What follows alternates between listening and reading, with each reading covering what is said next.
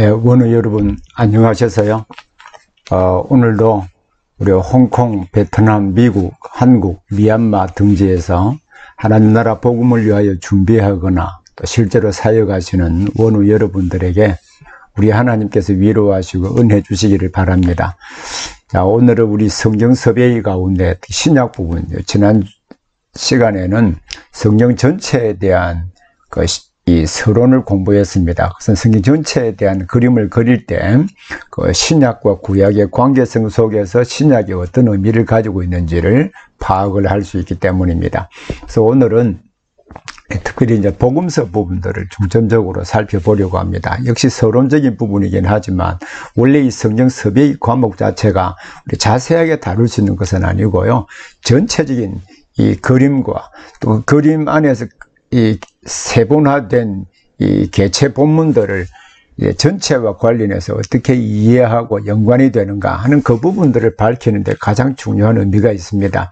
그래서 전체적인 그림을 보고 각각의 부분을 보면 그 어떻게 연관성이 있는가라고 하는 것을 알게 되거든요. 이것은 해석학의 가장 기본 가운데 하나이기도 합니다. 또 다른 표현으로 말하면 결국 문맥이 본문을 해석하는 가장 중요한 열쇠가 되거든요. 그러면 우리 성경 구약과 신약 전체가 66권을 한 권이라고 하죠. 그 가운데 세분화하면 이제 구약, 신약 구분을 합니다. 그러면 신약 전체의 문맥 속에서 개별 본문은 어떤 의미를 가지고 있는가, 이렇게 이해를 해야 된다는 것이죠.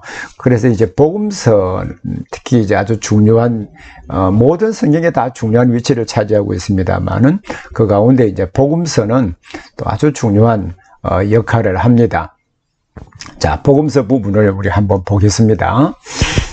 사실 이 복음서 부분을 살펴보기 전에 제 강의가 조금 늦게 올라가고 있잖아요. 그것은 여러분들에게도 마찬가지입니다만은 저에게 지금까지 인생에 있어서 가장 중요한 이 삶의 이 전환점이 되는 한 사건이 있었기 때문입니다. 그것은 지난 1월 1일부터 시작된 일인데요. 제가 그 교수로 은퇴한 것은 우리 한국에서는 65세가 되면 은퇴를 해야 됩니다. 65세 은퇴하고 목사로서는 70세에 정년이고 은퇴를 하게 됩니다. 목사 은퇴 정년이 제가 2년이 남았거든요. 그런데 이제 청주에 있는 한 교회에서 저를 위임 목사로 청빙을 했습니다. 2년밖에 남지 않은데 사실 이러한 선례는 뭐 다른 나라의 여러 사례들, 미국이나 유럽이나 이러한 사례들을 제가 조사해 보지는 않았습니다만은 적어도 우리 한국 교회 내에서는 불과 2년밖에 남지 않은 사람에게 위임 목사로 청빙하는 일은 매우 흔치 않은 일입니다. 뭐 거의 사례가 없잖아요. 그러다 보니까 노회에서 여러 가지 갈등이 있고 또 그 의도가 무엇인지 또 이 긍정적으로 보는 사람도 있지만 이 부정적으로 보는 사람들도 있고, 그래서 이러한 문제를 풀고 교회 성도들과 함께 이제 서로 논의하기도 하고 또 기도하며 준비하고 이러다 보니까 이 좀 강의가 빨리 올리지를 못했습니다. 그러나 어쨌든 강의를 빨리 올리도록 할 테니까 여러분들이 이미 제가 한 학기 전체 공부할 내용들 가운데 로마서를 제외하고는 다 무드려 올려놓았습니다. 자, 그 올려놓은 내용들은 제가 우리 대한예수교장내 우리 고신총회에서 모든 목회자들이 종교교육 500주년을 맞이하여서 바르게 성경을 알고 바르게 설교할 수 있도록, 또 성도들은 바르게 성경을 읽고 바르게 살도록 하기 위해서 지침이 필요하다고 해서 성경 전체를 바르게 해설하는 올바른 지침서를 제가 기술을 했습니다. 그것이 레포 500 성경 해설서인데요. 구약은 현재 모세오경, 역사서, 시가서, 대선지서, 소선지서가 이미 출간이 되었고요. 그리고 올해, 그리고 내년 초까지 복음서, 사도행전, 서신서와 요한계시록이 출간될 예정으로 있습니다. 그래서 무드려 올려놓은 내용은 그 출간된 내용 가운데 앞 서론과 또 신약 성경 전체를 이해할 수 있는 부분들을 중점적으로 올려놓았거든요. 그래서 그 책에 있는 부분이기도 하지만, 그러나 여러분들이 그것을 미리 강의가 올라오지 않았다고 해서 그냥 그대로 두지 마시고 다 출력을 해서 줄을 그으면서 자료들을 확인해 보고, 그리고 강의가 올라오면 강의와 대조해서 보면 훨씬 더 그 의미를 잘 알 수 있으리라고 생각을 합니다. 자, 그러면 오늘 복음서는 어떤 책인가? 예, 복음서라고 할 때 마태, 마가, 누가, 요한을 가리켜서 복음서라고 하잖아요. 그러면 이 복음서가 어떤 책인가라고 하는 것을 알아야 됩니다. 그러면 복음서라고 할 때 그러면 복음이 무엇인가? 이것을 또 먼저 이해를 해야 되겠죠. 근데 저는 이제 성경을 전체적으로 읽고 여러 번 반복해서 보면서 또 많은 참고 문헌들을 우리 통해서 복음이 무엇인가라고 하는 것을 가장 선명하게 정의하고 있는 것은, 저는 그 사도 바울이 쓴 고린도전서 이 15장, 일반적으로 부활장으로 알려진 15장 서론 부분이기도 합니다. 고린도전서 15장 1절부터 4절에 있다고 생각을 합니다. 여러분 이 본문을 한번 보십시오. 형제들아, 내가 너에게 전한 복음을 너에게 알게 하노니. 자, 복음을 너에게 알게 한다라고 했죠. 아직까지 복음이 무엇인지 정의하지는 않았습니다. 이는, 자, 이 지시대명사입니다. 복음을 받는 지시대명사인데, 이 복음은 너희가 받은 것이요, 또 그 가운데 선 것이라 너희가 만일 내가 전한 그 말, 복음이겠죠, 굳게 지키고 헛되이 믿지 아니하였으면 그로 말미암아, 이 예수 그리스도라고 생각하는 교양들이 종종 있습니다. 제가 학생들에게 질문하고 성도들에게 질문하면 이 그리스도라고 생각하는 교양들이 있는데, 헬라어 원문은 복음을 받는 지시대명사입니다. 그래서 그 복음으로 말미암아 구원을 받으리라. 내가 받은 것, 즉 복음을 먼저 너에게 전하였노니. 이는 역시 지시대명사입니다. 복음을 받는 지시대명사인데, 복음은 성경대로 그리스도께서 우리 죄를 위하여 죽으시고 장사 지낸 바 되셨다가 성경대로 사흘 만에 다시 살아나셨다. 여기서 피리어드, 마침표로 끝납니다. 그럼 이 성경은, 자, 고린도전서를 기록할 당시에 신약이 일부 기록된 것은 사실입니다. 그러나 1차적으로 성경이라고 할 때 구약 성경 전체를 말합니다. 그러면 구약 성경에 그리스도께서 우리 죄를 위하여 죽으시고 장사 지낸 바 되셨다가, 예, 구약 성경에 예언된 대로 말이죠. 그리고 구약 성경에 예언된 대로 또 신약에 예수님께서 말씀하신 대로 사흘 만에 다시 살아나신 사건. 그 복음을 정의할 때 구약 성경의 여러 선지자들을 통하여서 그리스도께서 우리 죄를 위하여 죽으시고 장사 지낸 바 되셨다고 약속한 그 말씀대로 또 이 땅에 오셔서 사흘 만에 다시 살아나신 이 팩트, 사건을 가리켜서 복음이라고 합니다. 그래서 복음을 정의할 때, 그 구약 성경의 여러 선지자를 통하여 약속하신 대로 그리스도께서 우리 죄를 위하여 죽으시고 장사 지낸 바 되셨다가 역시 구약 성경에 예언된 대로 사흘 만에 다시 살아나신 사건입니다. 이 이야기를 기초로 한 책이 복음서입니다. 특히 성경은 인간이 범죄한 이후에 하나님이 세상을 구원하시기 위하여 구약성경 창세기 3장 15절에서부터 그리스도를 보내실 것이라고 약속하셨습니다. 여러분 창세기 3장 15절은 다 아시죠? 내가 너와 여자와, 뱀에게 한 말이죠. 뱀에게 한 말이 내가 너로 여자와 원수가 되게 하고, 또 너의 후손과 여자의 후손 사이에 역시 원수가 되게 하고, 또 너의 후손은 여자의 후손의 발꿈치를 상하게 할 것이지만 여자의 후손은 내 머리를 상하게 할 것이다. 이 말씀 기억하시죠? 여기에 여자의 후손이 누구신가? 우리 그 당시에 여자의 후손은 누군지 천명하지 않습니다만 우리 성경 전체 이미 뒤에 스토리까지 다 알고 있지 않습니까? 그것은 그리스도입니다. 그래서 창세기 3장 15절을 처음에 그리스도를 계시하셨다라고 해서, 처음 복음을 계시하셨다고 해서 원시 복음, 최초의 복음 이렇게 부르기도 합니다. 이 창세기 3장 15절에서부터 그리스도를 보내실 것이라고 약속하시고 그 약속에 따라 그리스도 안에서 구속을 성취하신 역사, 곧 구원 역사를 기록하고 있는 것이 여러분 성경입니다. 그래서 성경은 바로 처음에 인류의 대표인 아담과 하나님과의 언약을 맺었죠. 그래서 아담 언약이라고 부르기도 하고 창조시에 맺었다고 해서 창조 언약이라고 부르기도 합니다. 또 우리가 고백하고 있는 웨스트민스터 신앙고백서에서는 이 선악을 알게 하는 나무의 실과를 먹지 말라, 먹으면 정령 죽는다, 먹느냐 먹지 않느냐 하는 이 행위를 기준으로 맺었다고 해서 행위 언약이라고 부르기도 하고, 또한 이 약속의 말씀을 믿고 지키면 생명을 얻는다고 해서 생명의 언약이라고 부르기도 합니다. 그러나 인류가 그 언약을 지키지 못했죠. 그래서 당연히 죽어야 합니다. 그러나 하나님 죽이지 않으시고 자, 여자의 후손을 보내실 것이라고 약속을 하셨거든요. 다른 말로 하면 여자의 후손을 통하여서 이제 그를 유혹하게 한 모든 사탄의 세력을 벌하시고 구원하시겠다는 약속이 이 창세기 3장 15절에 처음 있다는 말입니다. 이 여자의 후손에 대한 약속이 노아 언약으로 다음 아브라함 언약, 시내산 언약, 모압 언약, 세겜 언약, 길갈 언약, 다윗 언약, 새 언약으로 점차적으로 더 구체적으로 선명하게 이제 드러내시죠. 이 약속에 따라 예수님이 이 땅에 오시고 또 다시 오실 것입니다. 자, 이 부분이 이제 성경이 이 부분을 기록하고 있습니다. 그래서 성경을 가리켜서 자, 영어 성경에 보면 구약을 Old Testament, 신약을 뉴 테스트멘트라고 하잖아요. 이 테스트멘트라고 하는 말이 라틴에서 온 말입니다만 약속 또는 유언이라는 뜻이기도 합니다. 아니 covenant 또는 promise라고 하는 것으로 동의어로 사용될 수 있거든요.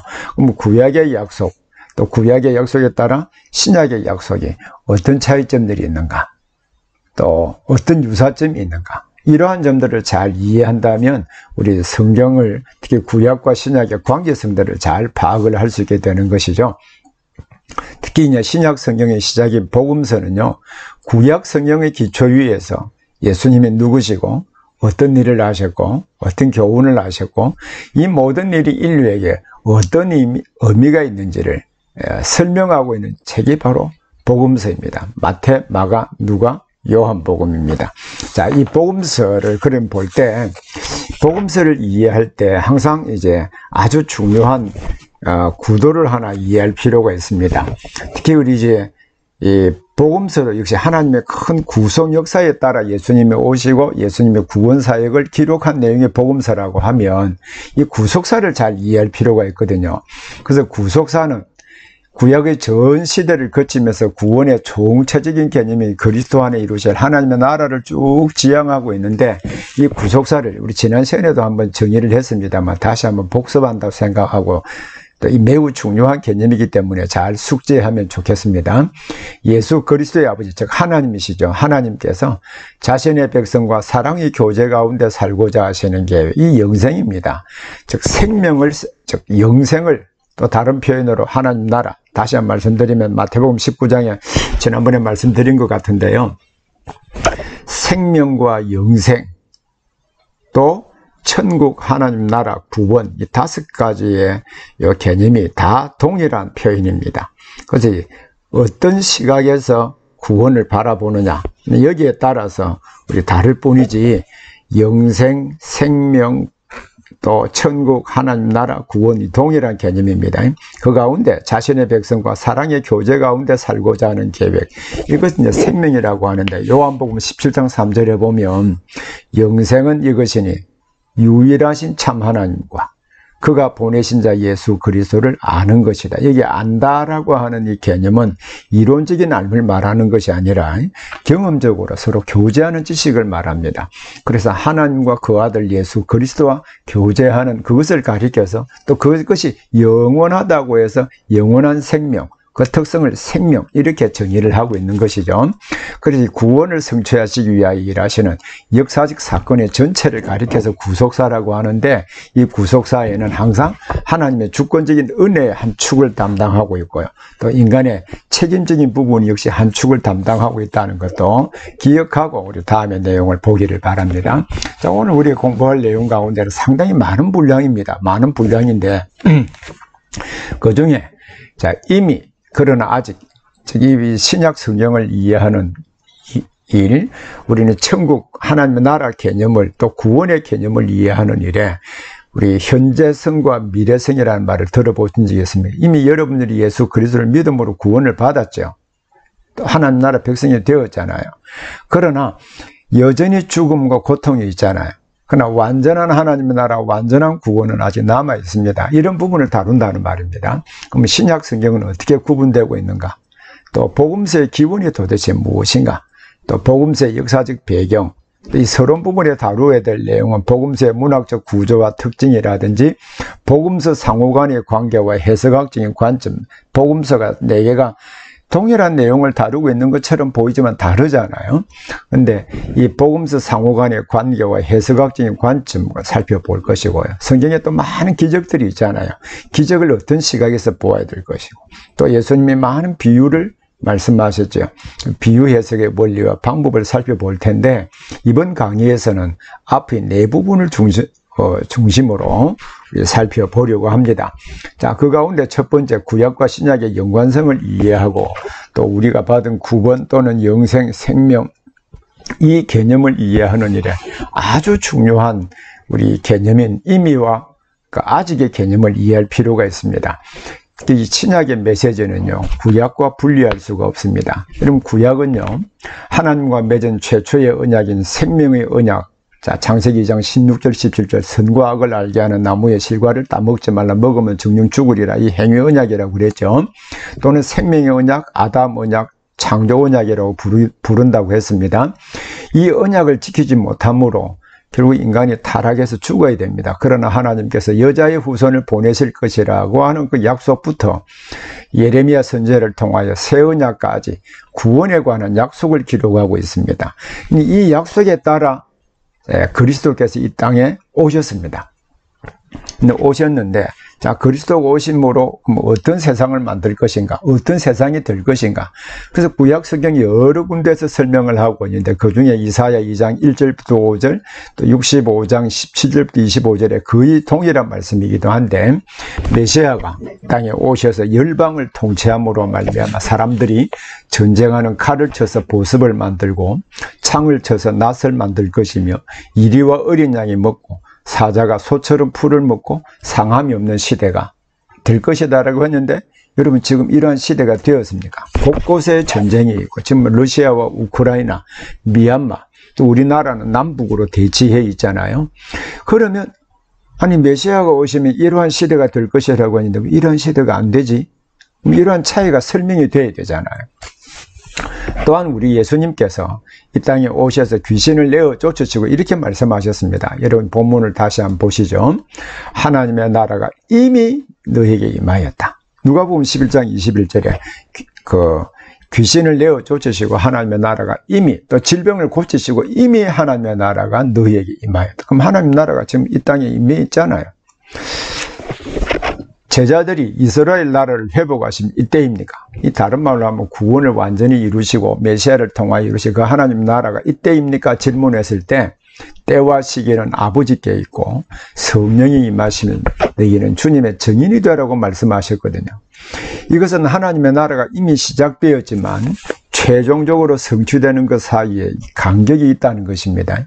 이 간격을 잘 이해할 필요가 있습니다. 간격이 있는데, 그러면 성령의 임하심으로 권능을 받고 예루살렘과 온 유대와 사마리아와 땅끝까지 이르러 내 증인이 되라고 말씀하셨을 때, 아, 이 복음 전파를 통하여 완전한 하나님의 나라를 세워 가시겠구나, 이것을 이제 알게 되는 것이죠. 이러한 점들을 이해할 때, 아, 이 땅에 우리가 교회가 존재하는 이유가 무엇이며 성도로서 어떤 삶을 살아야 될 것인가, 하나님의 나라를 어떻게 경험하고 어떻게 완전한 나라를 기다리고, 또 지금 이 땅에서 어떻게 하나님의 나라를 세워가야 될 것인가 하는 이런 문제가 우리가 해결이 될 수 있는 것이죠. 그래서 이 교회의 사명, 이 성도의 사명을 다시 한번 이해하게 되는 계기도 되는 것입니다. 자, 여러분 강의한 2페이지, 3페이지를 또 자세히 한번 보십시오. 자, 이미, 그러나 이 관계, 이미와 근의 관계를 보면 하나님의 나라는 이미 여러분들이 예수 그리스도를 믿음으로 하나님 나라 백성이 되었잖아요. 구원을 받았잖아요.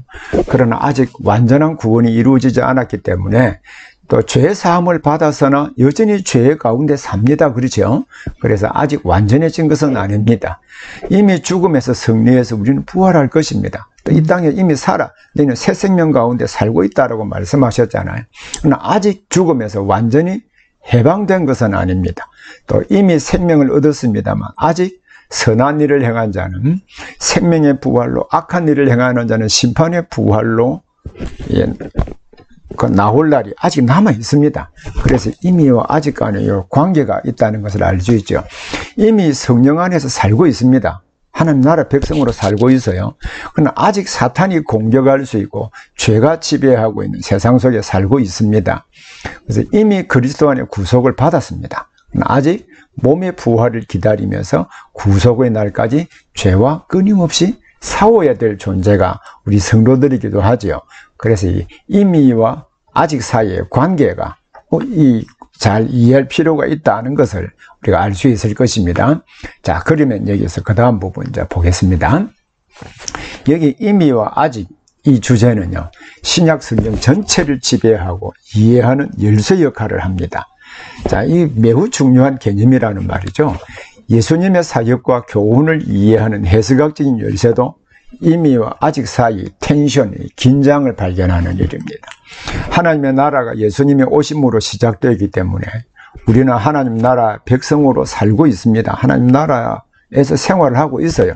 그것은 우리를 은혜로, 즉 주님이 십자가 죽으시고 부활하신 그 은혜로 우리의 죄를 용납하시고 죄를 용서해 주신 그분의 주되심 아래서 주님이 우리의 왕이시고 우리의 주가 되시고 그분의 통치 아래서 생활하는 것을 의미합니다. 우리는 이 새 시대의 윤리를 어떻게 지켜나갈 것인가?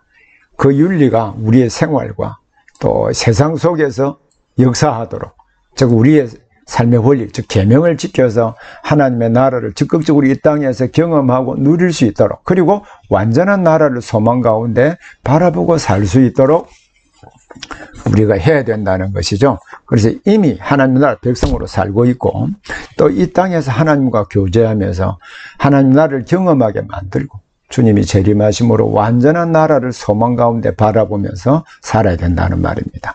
그래서 이 구도는 매우 중요한 부분입니다. 그래서 이미 우리는 예수 그리스도를 믿음으로 천국 백성이 되었고, 그렇죠? 이걸 현재성이라고 합니다. 또 천국의 완전한 천국은 아직 남아 있잖아요. 미래성이다. 현재성과 미래성 사이의 관계이죠. 그리고 이미 과거에 예수님이 우리를 구속하셨다라고 하는 이 사실이 우리의 삶의 기초이기 때문에 새로운 삶을 살게 만드는 중요한 추진력이 되는 것 사실입니다. 동시에 우리는 완전한 하나님의 나라를 소망 가운데 바라보면 그 미래가 역시 우리의 현재를 하나님의 말씀대로 살게 만드는 중요한 추진력이 된다는 사실도 역시 우리는 이해할 필요가 있겠습니다. 자, 그러면 다음 부분 보시죠. 이것을 하나님 나라 특성을 도식화하면 이렇습니다. 자, 구약의 하나님 약속을 여러 선지자를 통하여서 메시아를 보내시고 새로운 나라를 건설할 것이라고 약속하셨죠. 그리스도께서 초림하심으로 이미 그 약속이 실현이 됐습니다. 또 되고 있습니다. 그러나 아직까지 완전하게 성취된 것은 아니죠. 그것은 주님의 재림 때입니다. 이 재림 때는 우리가 알 수가 없습니다. 오늘 밤이 될런지 내일이 될런지 아니면 1000년 뒤에 될런지 그건 알 수가 없습니다. 그러나 아직 이루어지지 않았습니다. 그래서 우리는 그리스도의 초림과 그리스도의 재림 이 사이를 현시대라고 말하죠. 그래서 또 성경에 보면 종말이라고 말하죠. 예수님이 땅에 오신 그때부터 세상에 종말이라고 일반적으로 신약 성경에서 보고 있습니다.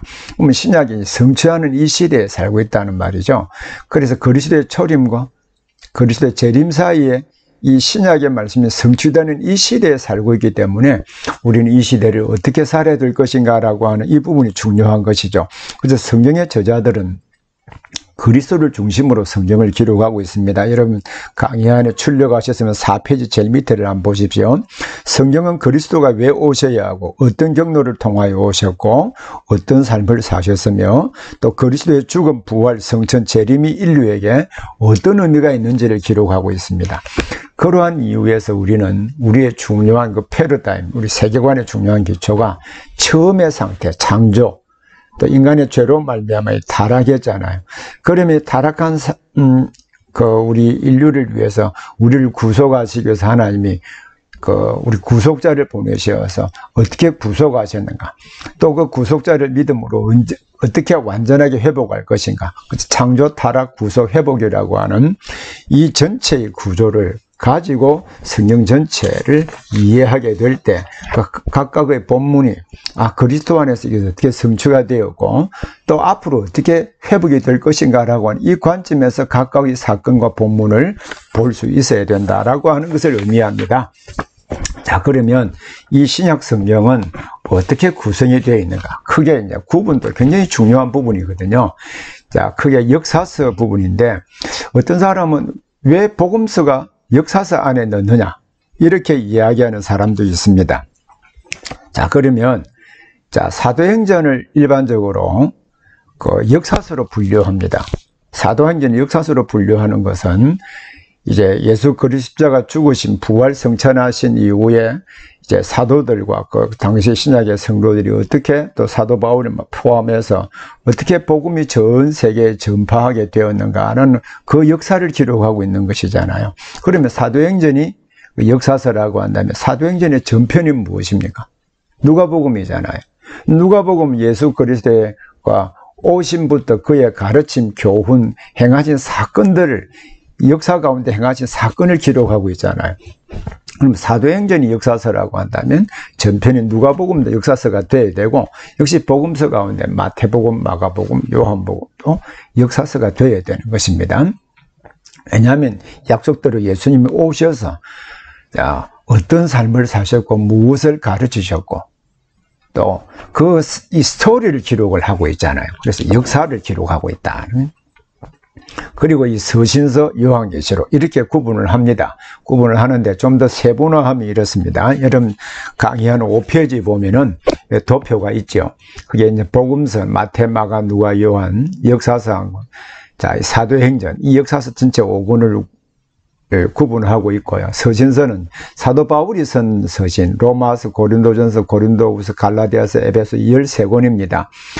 자, 그리고 공동서신. 왜 공동서신이라고 하면 바울 서신은 로마에 있는 성도들에게 쓴 편지글입니다. 고린도에 있는 교회에 쓴 그 편지글 첫 번째 쓴 편지, 두 번째 쓴 편지가 고린도 후서이고요. 갈라디아 지역에 있는 교회에 쓴 편지가 갈라디아서이거든요. 대상이 있잖아요. 근데 공동서신은 수신자가 공동입니다. 공동. 누군가 불분명하고 공동 어느 한 지역에 어떤 한 사람의 지역에 제한되어 있는 것이 아니라는 말입니다. 히브리서, 야고보서, 베드로, 전서, 후서, 요한 1, 2, 3서, 유다서. 그래서 공동서신이라고 합니다. 그리고 계시록이 있는데요. 특히 이 부분에 대해서 자, 앞부분 잠시 보시죠. 지도를 보시면 요 갈라디아 지방에 있는 교회에 쓴 편지가 갈라디아서입니다. 자, 이 부분을 제가 빠져 있는데 여기 이 부분은 자, 이제 골로새서를 표시한다고 했습니다. 에베소서 옆에 약 190km 정도 떨어진 지역이 골로새서이거든요. 그래서 골로새 교회에 보낸 편지글, 에베소 보낸 편지글, 또 크레테, 디도가 크레테 섬에서 목회를 했거든요. 그래서 이건 디도스, 또 고린도 전서 후서, 또 데살로니가 전서 후서 있죠. 빌립보서. 자, 그러면 또 로마서. 어떤 지역, 어디에 세워진 교회에 편지글을 보냈는가. 이런 점들을 우리가 알 수 있는 것입니다. 이 관계성을 보면 지난 시간에도 부분적으로 잠시 서책한 일이 있습니다. 역사서는 복음이 무엇이고 이 복음이 어떻게 전파되었는가. 그리고 서신서는요, 역사서와 요한계시록을 해석하는 열쇠와 같은 역할을 합니다. 복음이 개인과 교회와 사회에 어떤 의미가 있고 어떻게 적용했는가. 이 복음을 각 교회, 각 시대적 상황에 사도 바울이나 공동서신을 통하여 해석하고 적용을 했거든요. 예, 그런 이유에서 굉장히 중요한 부분이라고 할 수 있죠. 자, 이 구분을 잘 이해하는 것은 본문의 해석과 밀접한 연관성을 가지고 있습니다. 특히 이 서신서들은요, 교회의 다양한 상황을 배경으로 복음이 무엇인지를 설명하고 그 복음이 당시 교회와 성도가 처해 있는 상황에서 어떤 의미가 있고 나아가 사회에 어떤 의미가 있는지 다양한 방식으로 설명하고 있습니다. 이것이 6페이지에 기록된 내용인데요. 여러분 꼭 출력해서 같이 볼 수 있으면 좋겠습니다. 자, 6페이지, 7페이지 있는 그 내용을 살펴보시고요. 다음에 이제 복음서의 기원입니다. 복음서가 어떻게 시작이 되었는가. 복음서의 이제 시작을 참 중요합니다. 자, 여러분들 7페이지를 한번 보십시오. 자, 복음서는요, 예수님이 부활하신 직후, 예수님이 부활은 나중에 역사적 배경에서 살펴보겠습니다만은 주 30년으로 보고 있거든요. 예수님이 주전 4년에 땅에 태어나시고 33년간 사역을 하셨다고 일반적으로 다 알고 있죠. 그리고 주후 30년에 예수님이 부활 이후에 30년에 쓴 것이 아니라 적어도 30년이나 60년이 지난 이후 최소한 60년부터 95년 그 어간에 기록된 것이 마태, 마가, 누가, 요한 이거거든요. 그러면 부활 이후에 예수님이 쓴 것이 아니라는 것을 우리가 알 수 있겠죠.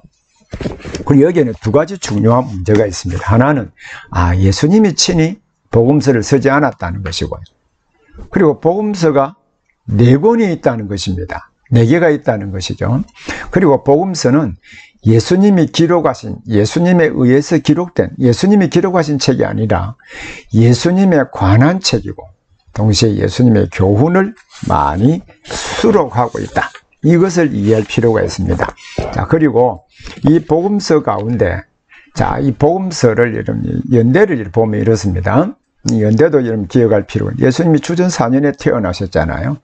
그리고 33년간을 사역하셨으니까 그때 예수님이 성천하시고 성천하신 이후에 예수님이 십자가 죽으시고 다 한 50일입니다만 성천하고 난 뒤에 10일 뒤에 성령이 강림하셨잖아요. 그리고 복음서가 기록된 것이 최소한 30년이 지났으니까 자, 이때 바울의 3차 선교 여행 이 이후에 복음서가 기록되었다는 것입니다. 그러니까 시간이 이렇게 적어도 30년에서 적어도 요한 복음 같은 경우에는 상당한 시간이 지났다라고 하는 것을 우리가 알 수가 있습니다. 자, 이 복음서의 기원에서 그럼 이제 공관복음 있잖아요. 이 공관복음이라고 할 때 이제 영어로 시납틱 가스펠스라고 하는데 공관이라고 하는 말을 잘 이해할 필요, 공통적인 관점 이렇게 이해를 하는데 사실상 이 공통적인 관점이라고 이해하는 것은 바람직하지는 않습니다. 자, 헬라어의 시놉시스라고 하면 수는 함께라는 말이거든요. 옵시스, 옵티컬, 안경이라는, 눈이라는 말입니다. 눈을 함께라는 말인데 이 말 때문에 이제 공관이라고 하는 말 자체가 완전히 잘못됐다는 것은 아니고요. 함께 보다라는 한 대상을 함께 본다는 말입니다. 보긴 볼 때, 예를 들면 쉽게 생각하면 이렇습니다. 자, 한 산이 있다고 할 때요. 산이 있다고 할 때, 그 산을, 생물학자가 산을 보면, 그 산에 어떤 생물이 살고 있는가. 그것을 중점적으로 보면서 산을 묘사하겠죠. 그럼 화가가 그 산을 본다면요. 동일하게 산을 묘사하는데 화가의 시각에서 그 구도라든지 또는 그 전체 배경이라든지 이런 것을 중점적으로 보지 않겠습니까? 지질학자가 본다면 역시 동일한 그 산을 보긴 하는데 지질학자가 관심 있는 부분을 중점적으로 보겠죠. 그래서 이 각자 본 내용들을 합쳐 놓았다. 이것이 사실 공관복음의 의미입니다. 근데 공관복음을 자세히 보면 어휘, 사용된 단어와 표현과 이야기 방식과 순서가 일치하기도 하고 다르게 나타나기도 합니다. 유사점이 있기도 하고 차이점이 있다는 말입니다. 차이점이 있다고 하는 말은 관점을 달리 각자의 다른 저자들이 관점을 달리해서 보기 때문이기도 합니다. 그러면 이 4명의 저자가 이렇게 썼는데요. 그러면 유사점이 있다라고 할 때 어떤 기본적인 자료를 보고 썼는가? 이런 질문을 우리가 할 수 있겠죠. 그래서 이 문제 때문에 기본적인 자료, 예를 들면 이제 마가복음을 제일 먼저, 복음서 가운데 마태, 마가, 누가요, 마가 제일 짧잖아요. 그럼 마가복음을 제일 먼저를 썼고 이 마가복음을 기본적인 텍스트로 해서 마태, 또 누가, 요한을 썼다. 이렇게 보는 것이 마가 우선설입니다. 근데 Q 자료라는 표현도 쓰는데 이건 나중에 좀 뒤에 다시 보겠습니다. 유사점과 차이점이 복음서 사이에 다양성과 차이점이 생길 수 있습니다만은 동시에 이게 내용상의 일치를 이루고 있습니다. 여러분 마태, 마가, 누가요한 읽어보면 약간의 차이점, 유사점이 거의 유사하다는 것도 발견할 수 있지만 어떤 차이점들이 있다는 것도 발견하게 되죠. 그러면서 내용상의 일치와 동시에 조화, 또 다양한 시각에서 이제 보여줌으로 말미암아 예수님의 행하신 그 사건, 그 의미들을 다양한 시각에서 조명해주는 효과를 하게 되는 것이죠.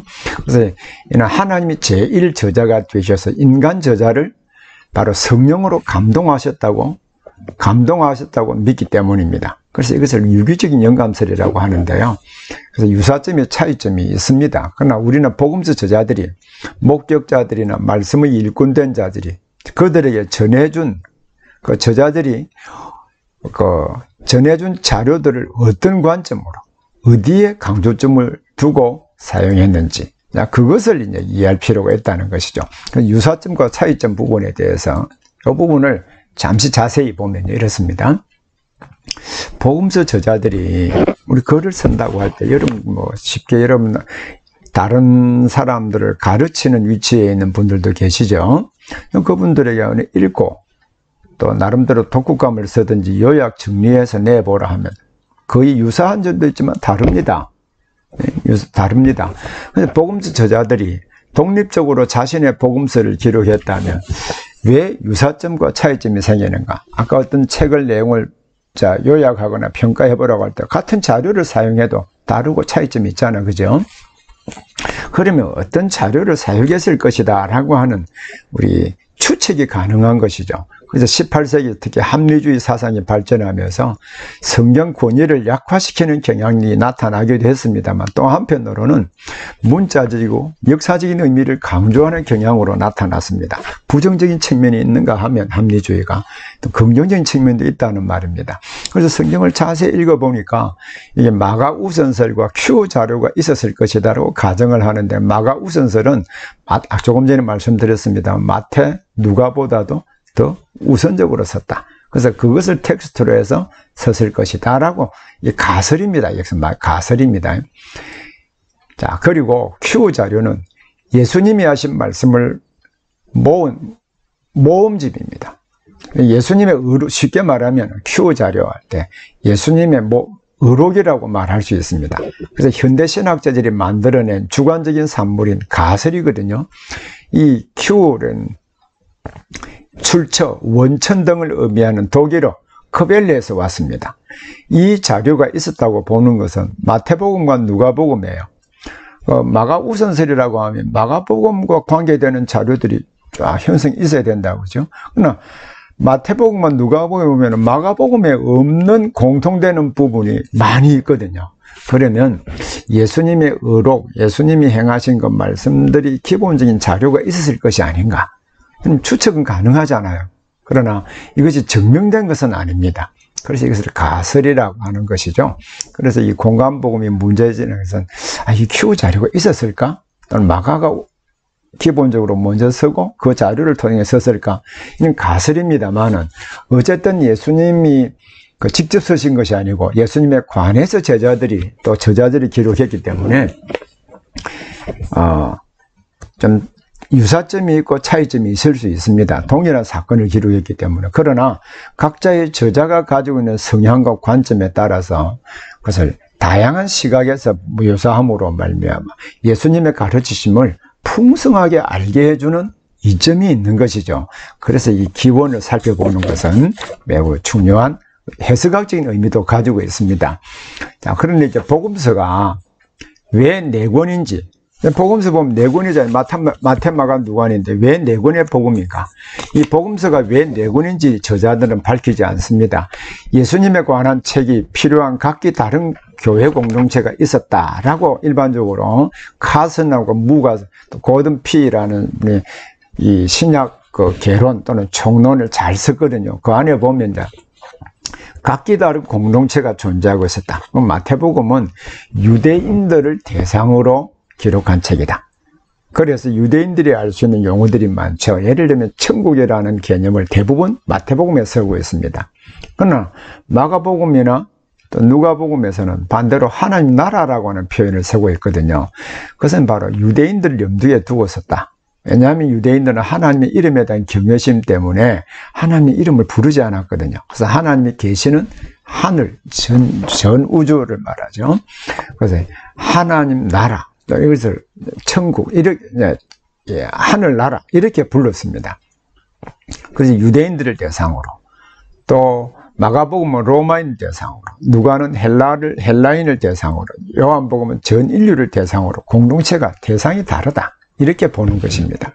예수님이 어떤 분이시며 모든 시대 사람들에게 어떤 의미가 있는지 4가지 관점에서 설명해 주기 위함이라고 보기도 합니다. 역시 여러분 이 부분도 저희 책에, 제 강의 안에 요 10페이지, 11페이지 보면 자세하게 이렇게 설명이 되어 있으니까 여러분 꼭 확인해 보셔야 됩니다. 이 부분을 자세히 검토하고 읽고 요약 정리해 보면 여러분 성경을 이해하는 일에 굉장히 중요한 이 관점을 가질 수 있습니다. 그럼 4권의 복음서는 13페이지부터 기록이 되어 있는데요. 그 4권의 복음서가 서로 차이점이 있지만 서로 조화를 이루고 예수님의 인격과 사역 그리고 그 의미를 다양한 측면에서 보여주고 있다라고 하는 것을 볼 때 4가지 서로를 비교를 해보면 그 예수님의 사역과 가르침을 좀 더 분명하게 알 수 있다는 것이죠. 자, 그리고 이제 마지막 부분 한 부분 더 살펴보겠습니다. 그것은 이 복음서의 역사적 배경이죠. 역사적 배경은 크게 정치적 배경, 유대적 배경으로 구분할 수 있습니다. 정치적 배경이라고 할 때 당시에 로마가 지배를 했잖아요. 당시 로마 시대 그러면 이전, 그러면 자 말라기 선지자 이후에 그 중간 시대라고 하거든요. 예수님 오시기 전까지. 그러면 헤롯이라고 하는 인물이 주전 4년에 죽었다면 헤롯은 어떤 사람인가라고 하는 부분이 뒤에 역사 자료에 남아요. 성경에는 기록이 안 되어 있지만 역사 자료에 헤롯이라는 기록이 남아 있습니다. 그래서 로마 시대를 기준으로 해서 로마 이전 시대, 그리고 로마 시대가 되었는데 헤롯 가문이 어떻게 왜 헤롯 가문이 오랫동안 다스리고 있는가? 그리고 로마 총독과 빌라도가 왜 개입되어 있는가? 이 부분을 이해할 때 역시 복음서를 잘 이해하게 되거든요. 그리고 유대 배경 가운데 유대교 믿음의 핵심이 여호와 신앙, 율법, 메시아 신앙, 아주 핵심적인 부분이죠. 또 유대교 안에 바리새파, 사두개파 많이 나오죠. 이런 에세네파는 성경에 나타나지는 않지만 당시 역사 기록에는 나타나기 때문에 간략하게나마 우리 살펴보도록 하겠습니다. 자, 그러면 이 로마 시대의 정치적 배경을 이제 잘 이해할 필요가 있는데요. 복음서의 배경을 알 수 있는 정보들이 여러 군데 있습니다. 여러분, 자, 제 강의안을 한번 보면요. 자, 복음서의 배경을 알 수 있는 정보를 15페이지에 보면요. 15페이지 마태복음 2장 13절부터 15절에 보면 주의 사자가 요셉에게 현명하여 이르되 헤롯이 아기를 찾아 죽이려 하니 일어나 아기와 그의 어머니를 데리고 애굽으로 피하여 내가 내게 이르기까지 거기 있으라 하시니 요셉이 일어나서 밤에 아기와 그의 어머니를 데리고 애굽으로 떠나가 헤롯이 죽기까지 거기 있었으니 헤롯이 죽기까지 거기 있었다라고 했으니까 그럼 헤롯이 언제 죽었느냐 이 중요한 부분이잖아요.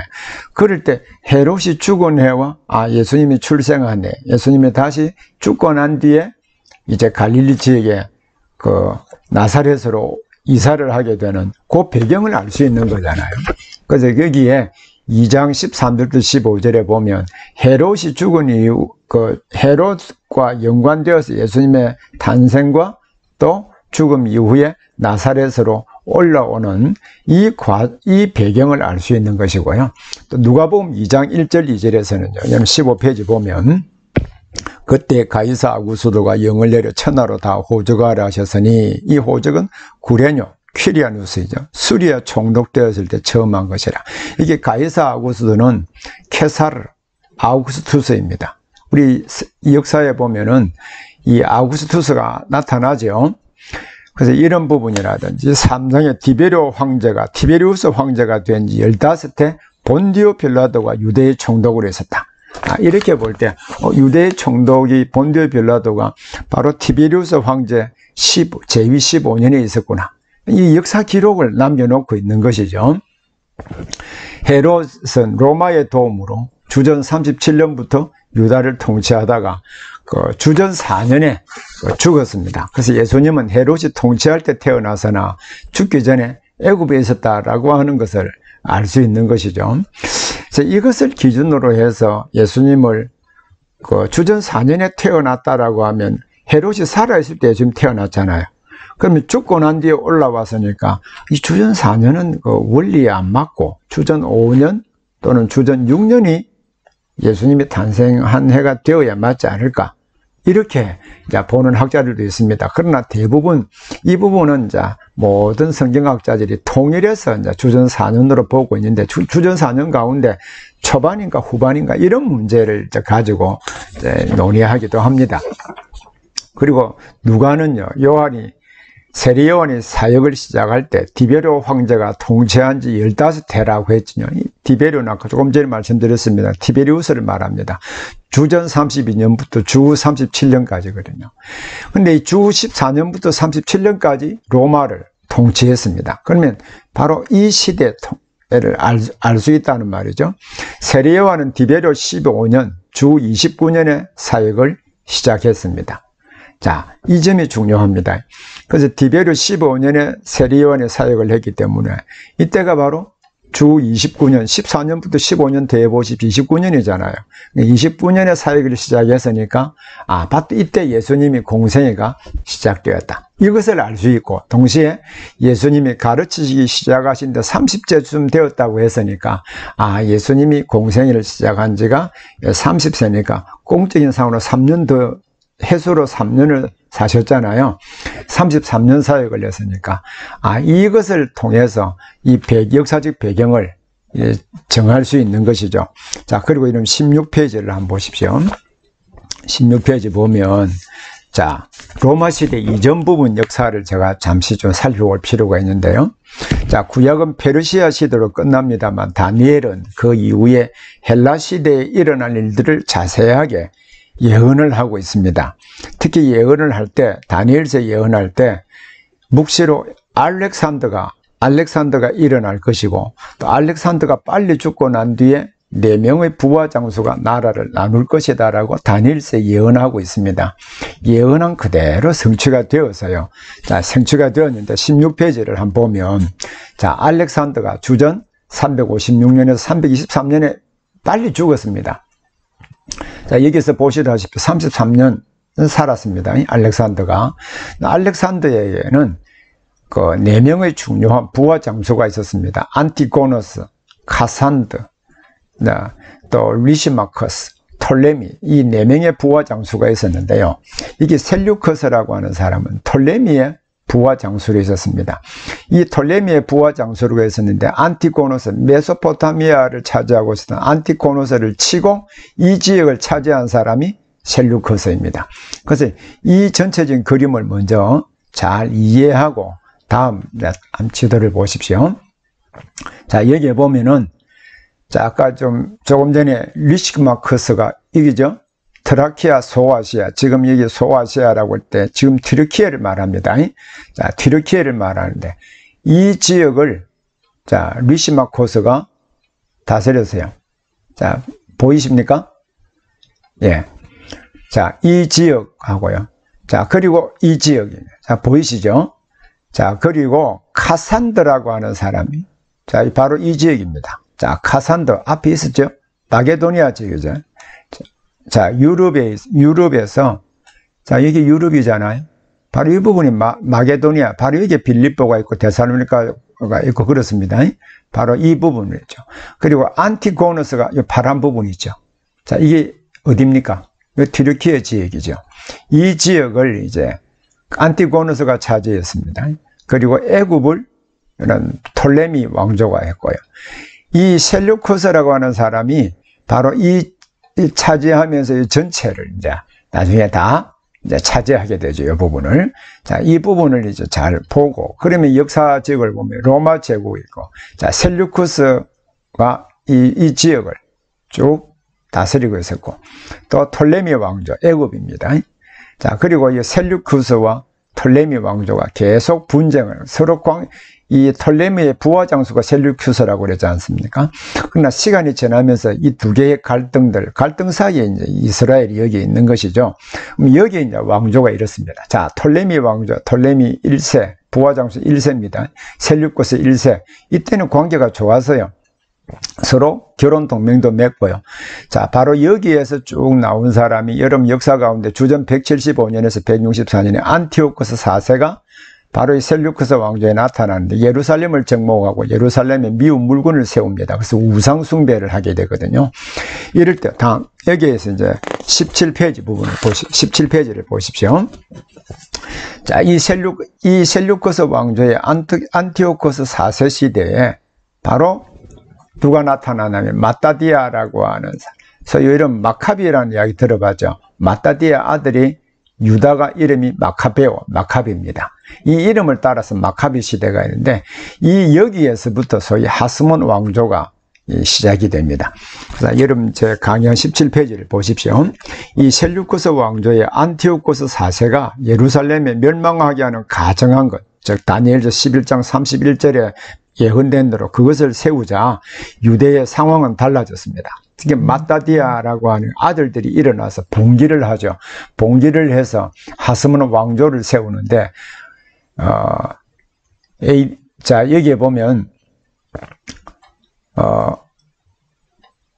자, 여기에 보면 폼페이우스에 의해서 이 63년에 점령이 되거든요.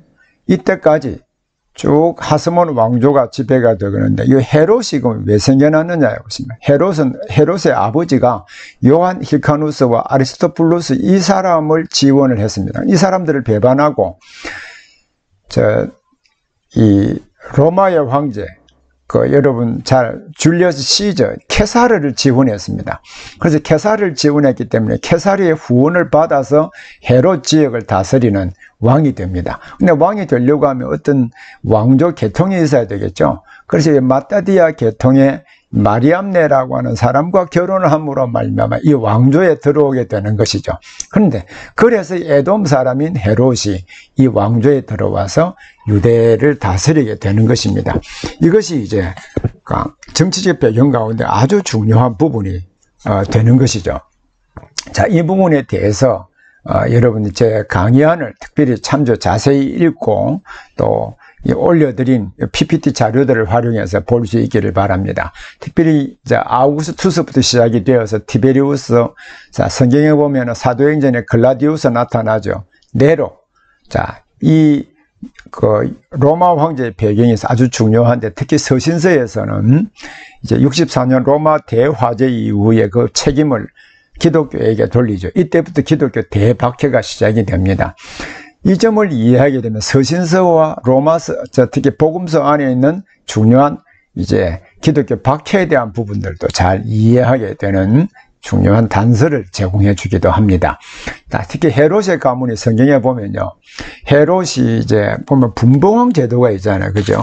헤롯이 죽고 난 뒤에 로마에게 자기 아들, 헤롯 빌립, 아켈라오, 헤롯 안디바, 그의 아들이 많이 있는데 특히 성경에 보면 헤롯 빌립도 나타납니다만은 헤롯 안디바, 아켈라오, 헤롯 빌립 이 세 사람에게 나라를 분배해 달라고 요청을 합니다. 헤롯이 유대 전체를 다스렸는데 그가 죽고 난 뒤에 이 세 아들에게 나라를 분리해서 통치하도록 로마 황제에게 요청을 하는데 로마 황제가 그 요청을 받아들이고 그래서 이들을 분봉왕이란 말 자체는 4분의 1 통치자란 말입니다.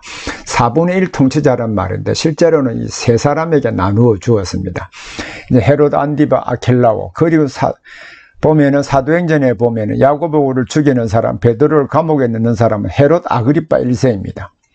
자, 그리고 사도 바울을 재판하는 사람은 헤롯 아그리파 2세이고요.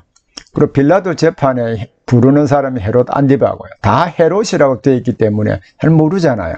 그래서 이 계보를 이해할 때 역시 복음서를 잘 이해할 수 있다라고 하는 것을 알 수 있습니다. 여러분 이 계보도 잘 기억하시고 이들이 다스리는 지역 보십시오. 성경에 보면 데가볼리가 나오죠. 이 데가볼리라고 하는 말 자체는 이 데카 10이라는 말입니다. 폴리스 도시거든요. 이 갈릴리 바다를 중심으로 있는 10개의 도시, 특히 이 지역을 데가볼리라 제의를 합니다. 이게 갈릴리 지역이고요. 또 베니게, 페니키아이고요. 또 이 부분을 잘 보십시오. 여기에 보면 이 사마리아, 유대, 이두메 이래 나오잖아요. 자, 아켈라오가 이 지역의 분배를 받았습니다. 헤롯 빌립이 데가볼리 지역을 분배를 받았습니다. 자, 이해되시죠? 예. 그리고 헤롯 안디바가 요 갈라디아, 이 갈릴리 지역을 분배를 받았습니다. 자, 그러면 여기 이 부분입니다. 헤롯 아켈라오 대신에 왜 본디오 빌라도가 다스리고 있는가? 이 아켈라오가 너무 잔인하게 통치했기 때문에 로마 황제에게 하소연해서 이 아켈라오를 폐위시키고 다른 사람을 세워달라 그렇게 요청을 하게 되거든요. 그래서 본디오 빌라도를 보내게 됩니다. 그래서 이 헤롯 아켈라오가 다스리던 이 지역을 본디오 빌라도 총독을 파송해서 다스리고 그 전에 여전히 헤롯 안디바가 있고요. 또 헤롯 빌립이 다스리고 있고요. 자, 이 관계를 잘 이해할 때 역시 복음서를 잘 이해할 수 있게 되겠죠. 이게 19페이지 보면 19페이지 한번 제가 읽어보겠습니다. 헤롯이 죽기 전에 19페이지 제일 밑에 패러그래프입니다. 로마 정부에 그의 세 아들이 나라를 분할하여 통치하도록 요청한 대로 그가 죽은 주전 4년에 그의 왕국은 3명의 아들에게 분할이 되었습니다. 유대와 이두메와 사마리아는 아켈라오, 또 갈릴리와 베레아는 안디바, 이두레와 드라고니스는 헤롯 빌립 2세에게 분할이 되었습니다. 이들이 분봉왕입니다. 문자적으로는 4분의 1 통치자라는 뜻이지만 어떤 지역의 한 부분을 통치하는 왕이라는 뜻입니다. 헤롯의 가문을, 여러분 아까 도시화했죠. 헤롯의 가문을 도시화하면 이래 되는데 헤롯의 가문을 잘 이해하면 매우 중요합니다. 특히 본디오 빌라도가 통치했다고 하는 비문이 여기에 남아있어요. 그 황제 티베리우스가요. 자, 이 부분을 보면 빌라도, 이게 본디오 빌라도이거든요. 그 본디오 빌라도 총독이라고 하는 이 프라펙투스라고 나와 있습니다. 자, 유다의 이 총독이라는 이 프라펙투스가 이 총독이 두 가지가 있습니다. 그 로마의 통치를 순순히 복종하는 지역에는 총독을 파송해도 군대를 같이 보내지 않았습니다. 그러나 이 프라펙투스라고 하는 총독이 파송된 나라는 군대를 함께 보냈습니다. 그래서 로마의 직접적인 관할 속에 있게 만들었던 것이죠. 그래서 이 복음서 안에 빌라도가 특히 로마 총독이 개입될 수 되었다라고 하는 것을 역사적 고고학 자료를 통해서도 우리가 알 수가 있습니다. 여러분 참고적으로 우리 사도성경에 보면 본디오 빌라도에게 권한을 받았다고 되어 있죠. 나중에 우리가 살펴보겠습니다만 예수님이 본디오 빌라도에게 권한을 받은 것이 아닙니다. 그걸 번역을 잘못했거든요. 번역을 잘못했기 때문인데 그 본디오 빌라도의 권한을 받았다라고 하는 그 말을 원래 이제 사도성경에 라틴어로 기록이 되어 있거든요. 파수스 SUB 숲 본디오 빌라도입니다. 본디오 빌라도가 숲 영어로 번역하면 언더이거든요. 본디오 빌라도가 통치하는 시대에 예수님이 고난을 당하셨다. 이렇게 번역이 되어야 맞습니다.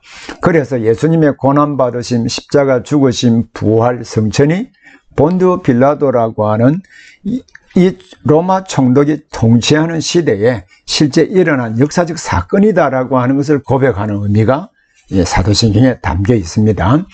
또 그리고 유대적 배경도 우리 살펴볼 필요가 있는데 이 부분도 여러분 강의안을 통해서 자세하게 보기를 바랍니다. 특히 유대교는 바벨론 포로가 된 주전 586년부터 유대교라고 하는 새로운 배경이 이때부터 시작이 됩니다. 또 율법을 가르치고 예배의 구심적 역할을 하기 위해서 회당이 이때부터 생겨나기 시작합니다. 지역의 법정 역할을 하기도 하고 기도하는 처소가 되기도 하고 성경을 읽고 가르치는 곳이 회당이 되기도 합니다. 회당은 이때 생겨났거든요. 또 예수님은 회당에 가서 성경을 가르쳤습니다. 사도 바울도 가는 이 소아시아, 지금의 튀르키예, 유럽의 복음을 전할 때 그 지역에 있는 회당을 먼저 찾았습니다. 왜냐하면 회당에 가면 구약 성경을 알고 있는 유대인들이 있잖아요. 그 유대인과 연루된 많은 사람들이 있겠죠. 그래서 성경을 가지고 구약 성경에 예언된 그 메시아가 오셔서 우리를 대신하여 십자가에 죽으시고 부활 성천하셨다. 누구든지 그 예수 그리스도를 믿으며 의롭다 하심을 얻고 구원을 얻습니다.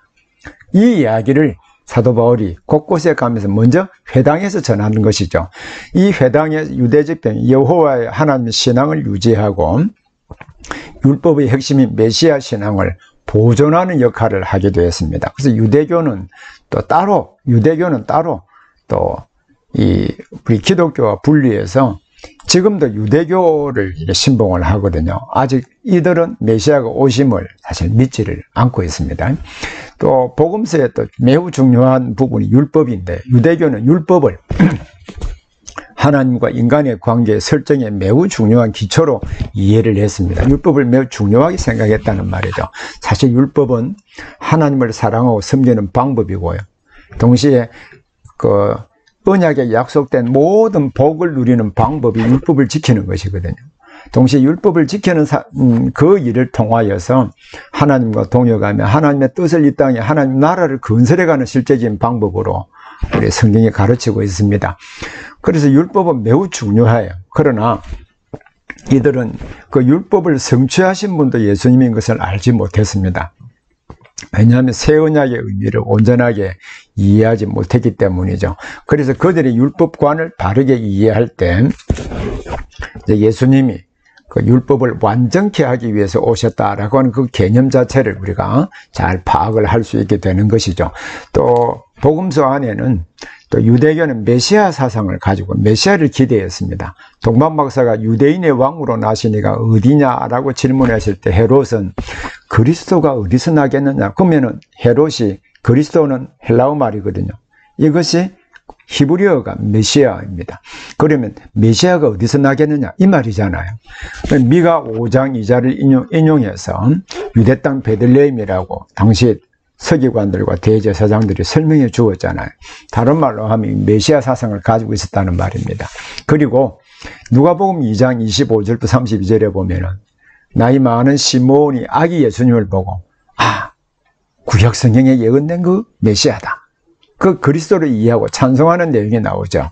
그리고 역시 안나라고 하는 나이 많은 여성도 메시아, 구약의 메시아를 오심을 보고 예수님이 이제 성전에 들어온 것을 보고 예루살렘의 속량, 이 대속이라는 말입니다. 속량을 바라는 모든 사람에게 이렇게 이야기하고 예수님을 보고 예수님의 속량을 바라는 모든 사람에게 오신 메시아다라고 이야기를 하고 있거든요. 그래서 구약의 성도들 뿐만 아니라 신약의 성도들이 유대교가 이 메시아 신앙을 가지고 있었다라고 하는 것을 성경 곳곳에서 그들이 메시아를 기대하고 있었다는 것을 볼 수 있었죠. 다음, 그리고 또 복음서 안에는 유대교 안에 여러 분파들이 있습니다. 이 분파들이 이제 또 역시 복음서를 이해하는 중요한 배경이 됩니다. 역시 이 부분도 여러분 제 강의안을 자세히 읽으시고 또 참조해서 보기를 바랍니다. 이 바리새파라고 하는 말은 분리하다, 파라시라는 말에서 왔습니다. 이 세상과 분리된 자들, 그리고 구약의 율법의 기초에 있었고 특히 율법을 해석한 장로들의 전통을 구약의 율법과 장로들의 전통을 동일하게 이해했습니다.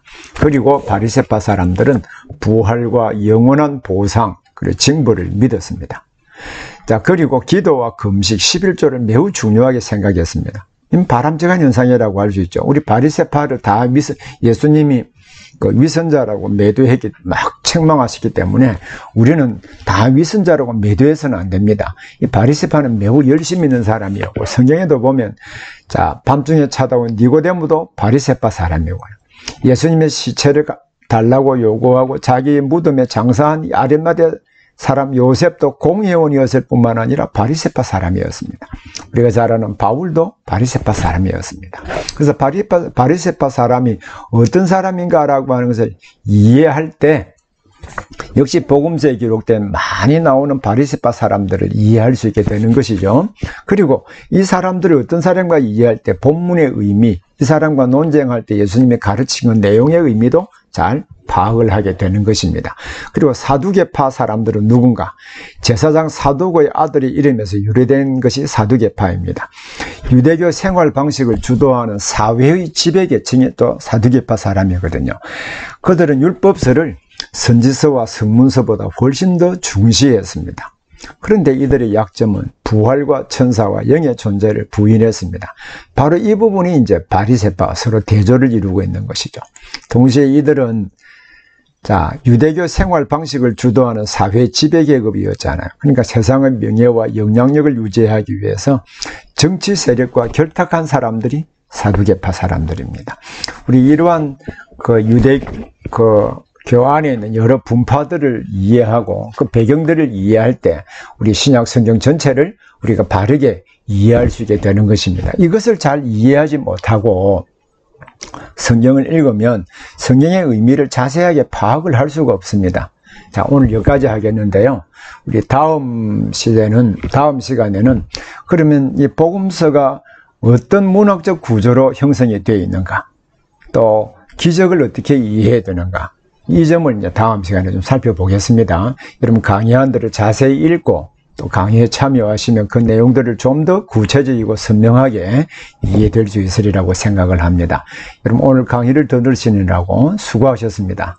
다음 시간에 만나 뵙도록 하겠습니다. 수고하셨습니다.